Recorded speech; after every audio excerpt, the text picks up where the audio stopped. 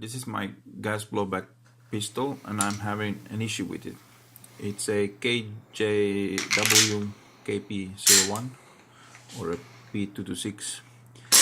I bought it back in 2009 and it has worked flawlessly until now. As you can see in the video, it works fine when loading a magazine from a locked slide position. And the issue is when I load the magazine while the slide and hammer are in a home position, then I cannot shoot the pistol anymore, even manipulating the pistol in any way possible.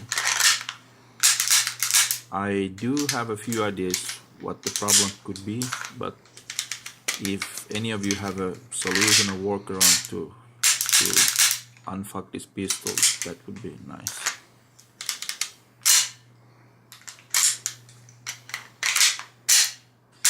I would also like to take this opportunity to give a little update on my channel.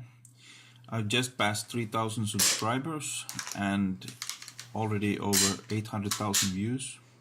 And at the moment I'm gaining hundreds of subscribers a month, so that is nice.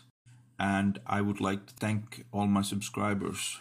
And there will also be a lot of more videos in the future. I know I've been a little bit slow at the moment, but I promise there will be a lot more videos. So thank you and stay tuned for more.